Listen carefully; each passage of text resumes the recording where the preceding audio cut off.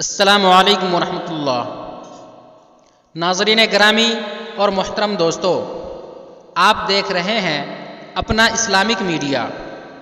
اللہ تعالیٰ کی پیدا کردہ مخلوقات میں سے 3 ایسی اہم ترین مخلوقات ہیں جنہیں نہایت اہمیت اور مرکزی حیثیت حاصل ہے۔ ایک انسان، دوسرا جنات اور تیسرا فرشتے۔ ان تینوں کو اللہ تعالیٰ نے اپنی عبادت کے لیے پیدا کیا، مگر صرف انسان اور جنات میں نفس پرستی اور خواہشات کا مادہ پیدا کر کے انہیں اپنی مرضی یا رائے کا اظہار کرنے کی آزادی بھی دے دی تاکہ اللہ تعالیٰ ان کی آزمائش کر سکے، جبکہ فرشتے اللہ تعالیٰ کی ایک ایسی مخلوق ہے جنہیں اللہ تعالیٰ نے صرف اپنی عبادت کے لیے پیدا کیا اور وہ حکم الہی کے بغیر کچھ بھی نہیں کر سکتے۔ انسان کے روح ڈالنے سے لے کر روح نکالنے تک، نامہ اعمال تیار کرنے سے لے کر قبر میں سوال کرنے تک، اور جنت میں جنتی لوگوں کی خدمت یا جہنم میں جہنمی لوگوں کو سزا دینے کے لیے فرشتے کا تعلق انسان کے پیدا ہونے سے لے کر اس کے مرنے تک جڑا ہوا ہے۔ آج کے اس ویڈیو کے اندر ہم بات کرنے والے ہیں حضرت جبریل علیہ السلام کے بارے میں، جو فرشتوں میں سب سے بڑا مقام رکھتے ہیں اور جو فرشتوں کو سکھانے والے، یا یوں کہے کہ فرشتوں کے معلم یعنی ان کے استاد ہیں، اور اللہ تعالیٰ کے سب سے قریب موجود ہیں۔ سدرۃ المنتہا 7ویں آسمان پر موجود ایک بیری کا درخت ہے جو جبریل علیہ السلام کی حد ہے، اور وہ اسی جگہ سے اللہ تعالیٰ کا حکم وصول کر کے تمام فرشتوں کی ڈیوٹی اور کائنات کے تمام امور کو سر انجام دیتے ہیں۔ دوستوں، جبریل علیہ السلام اللہ تبارک و تعالیٰ کی سب سے پہلی پیدا کردہ تخلیق ہے جو زندہ ہے۔ انہیں بنا کسی ماں باپ کے اور اسباب کے بغیر اللہ تعالیٰ نے خود سب سے پہلے پیدا کیا، یعنی وہ پہلی تخلیق ہے جو اللہ تعالیٰ کے حکم سے پیدا ہوئے اور ان کے اندر روح موجود تھی۔ ہمارے دنیا کے اندر جب بھی بچہ پیدا ہوتا ہے تو وہ رونے کی آوازیں نکالتا ہے یا بے معنی باتوں کا شور مچاتا ہے، مگر جب حضرت جبریل علیہ السلام کو پیدا کیا گیا یا کسی بھی فرشتوں کو پیدا کیا جائے تو کیا آپ جانتے ہیں کہ وہ سب سے پہلے کون سا الفاظ بولتے ہیں؟ حضرت سعید ابن مسیب سے روایت ہے کہ نبی کریم صلی اللہ علیہ وسلم نے ارشاد فرمایا کہ اللہ تعالیٰ جب بھی فرشتوں کو پیدا فرماتا ہے تو پیدا ہونے کے بعد ان کے منہ سے سب سے پہلے یہ الفاظ نکلتے ہیں، لا حول ولا قوت الا باللہ، یعنی نہیں ہے کوئی ذات طاقتور سوائے اللہ کے۔ اور یہی الفاظ پیدا ہونے کے بعد حضرت جبریل علیہ السلام کے بھی تھے۔ 600 پروں والا ایک ہیبت ناک فرشتہ، 1.25 لاکھ پیغمبروں تک پیغام پہنچا کر نبیوں کا معلم اور مددگار بننے والا فرشتہ جبریل علیہ السلام کی تاریخ کیا ہے؟ جبریل علیہ السلام معراج کی رات سدرۃ المنتہا تک جا کر کیوں رک گئے؟ ہم اس ویڈیو میں فرشتہ جبریل علیہ السلام کے ان حقائق کو پیش کریں گے جو یقیناً آپ کے علم میں اضافہ کا سبب ہوگا۔ تو آئیے شروع کرتے ہیں آج کا ویڈیو۔ بحیثیت مسلمان فرشتوں پر ایمان رکھنا ہمارے ایمان کا حصہ ہے۔ ہر مسلمان اقرار کرتا ہے کہ وہ ایمان لایا ہے اللہ پہ، اس کے فرشتوں پہ اور اس کی کتابوں پہ اور اس کے رسولوں پہ، اور قیامت کے دن اور مرنے کے بعد پھر زندہ ہونے پہ۔ اسلام میں فرشتے آسمانوں پہ رہنے والی برگزیدہ اور بابرکت ایسے مخلوق ہیں جو خطا سے پاک اور معصوم ہیں۔ ان کی پیدائش انسانوں سے پہلے ہوئی ہے۔ اللہ نے ان کی تخلیق نور سے کی ہے۔ وہ اللہ کی حمد و ثنا بیان کرتے ہیں اور اس کی طرف سے عائد مختلف ذمہ داریوں پر مامور ہے۔ اللہ تعالیٰ کا پیغام انسانوں تک پہنچانا انہی فرشتوں کے ذمے ہے۔ ان تمام فرشتوں میں 4 مشہور فرشتے ہیں جن کے نام حضرت جبرائیل، میکائیل، اسرافیل اور عزرائیل علیہ السلام ہیں۔ ان تمام فرشتوں میں حضرت جبرائیل علیہ السلام تمام فرشتوں کے سردار اور سب سے برتر ہیں۔ روایتوں کے مطابق فرشتوں کے 12 قبائل ہیں۔ ہر قبیلے میں فرشتوں کی تعداد زمین کے ذرات کے برابر ہے۔ अर्श इलाही के 6 लाख पर्दे हैं जिनके इर्द गिर्द फरिश्ते हमेशा घूमते रहते हैं। हर पर्दे के गिर्द इस कदर फरिश्ते हैं जितने दरिया में कतरे, लिहाजा उनकी सही तादाद का इल्म सिर्फ अल्लाह को है। जिब्राइल अलैहिस्सलाम को अल्लाह के दरबार में सबसे ज़्यादा कर्ब हासिल है। जिब्राइल के माने अब्दुल्लाह यानी अल्लाह का बंदा है, मीकाइल के माने उबैदुल्लाह और इसराफील के माने अब्दुर्रहमान है। दरअसल हर वो लफ्ज़ जो ईल के साथ मुंसलिक हो वो अल्लाह की इबादत करने वाला है। कुरान पाक में 3 मकामात पर जिब्राइल अलैहिस्सलाम का नाम आया है। बाज़ जगह उन्हें रूहुल कुदुस और रूहुल अमीन भी कहा गया है। जब जिब्राइल अलैहिस्सलाम आलम वजूद में आए तो फ़ौरन सजदे में गिर पड़े और ये सजदा तकरीबन 30,000 सालों की मुद्दत में ख़त्म हुआ।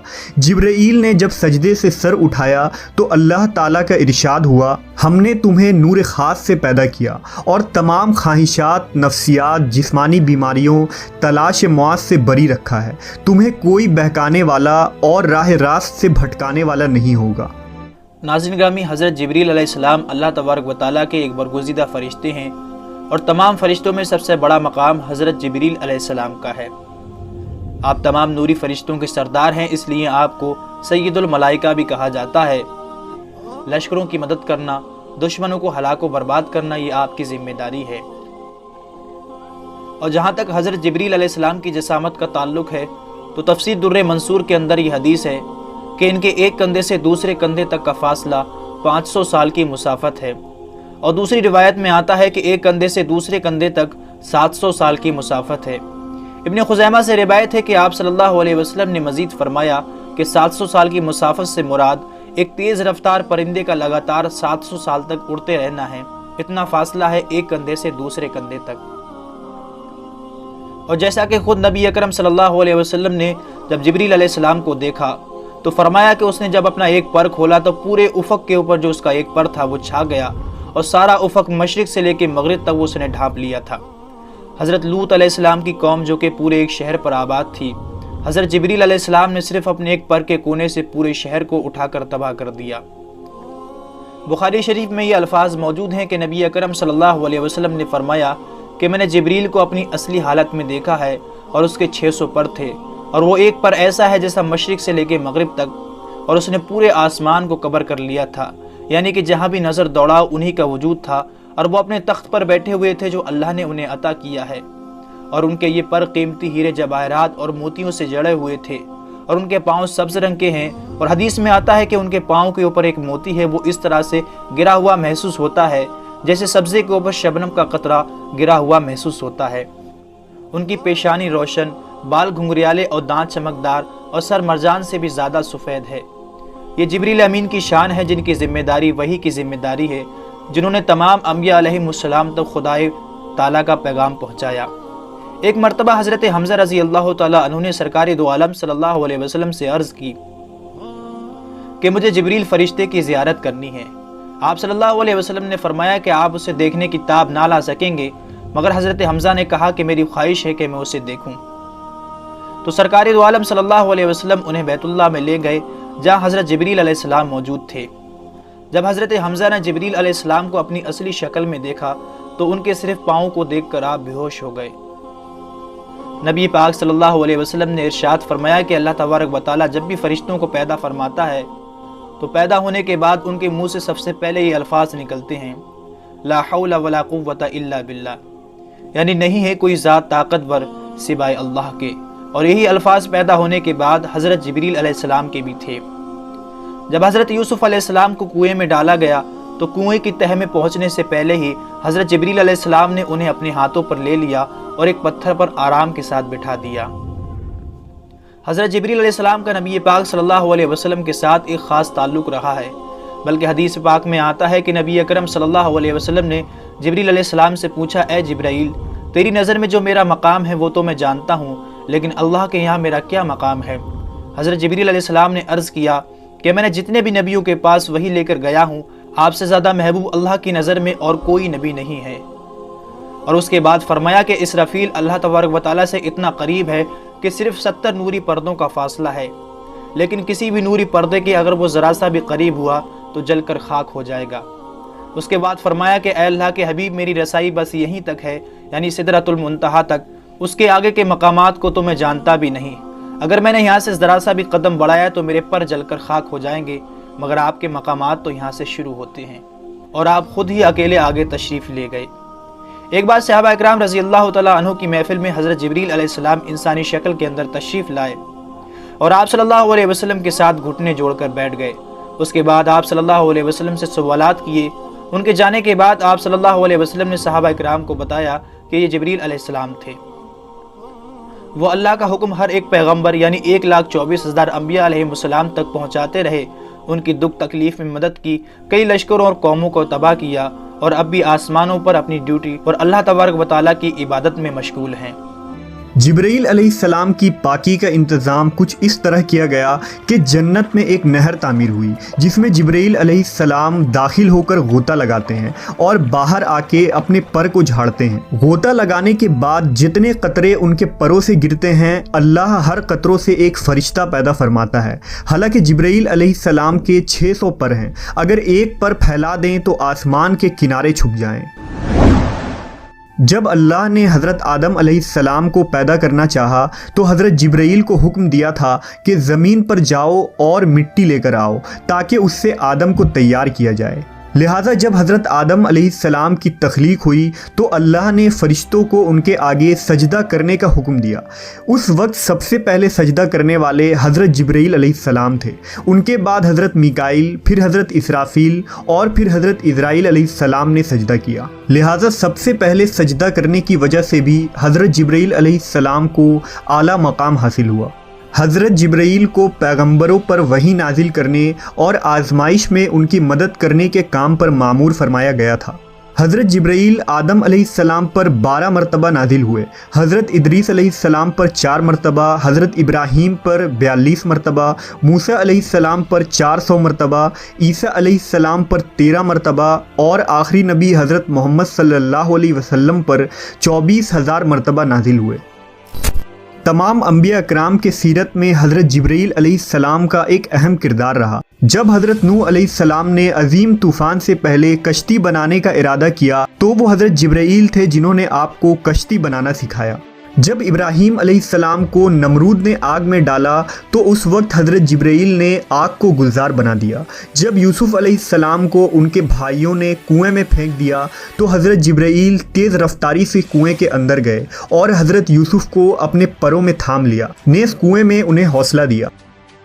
جب جبرائیل علیہ السلام لوط علیہ السلام کے یہاں مہمان بن کر ٹھہرے اور قوم لوط نے ان کے گھر کا گھیراؤ کر لیا تو حضرت جبرائیل نے ان لوگوں کے منہ پر اپنا پر یوں مارا کہ وہ سارے لوگ اندھے ہو گئے۔ اس کے بعد قوم لوط کے علاقے کو اپنے پروں پر اٹھا لیا جو 5 شہر پر محیط تھا اور انہیں زمین پر پٹک دیا۔ جب زکریا علیہ السلام نے اللہ سے اولاد کی دعا مانگی تو جبرائیل علیہ السلام ایک خوبصورت جوان کی شکل میں ان کے پاس آئے اور انہیں ایک نیک و صالح اولاد کی خوشرنجی دی۔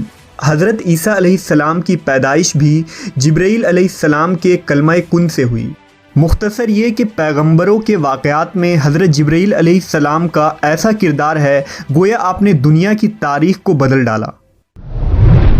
تمام نبیوں کے پاس حضرت جبرائیل انسانی شکل میں آتے تھے، لیکن آخری نبی حضرت محمد صلی اللہ علیہ وسلم نے حضرت جبرائیل کو ان کی اصلی حالت میں دیکھا ہے۔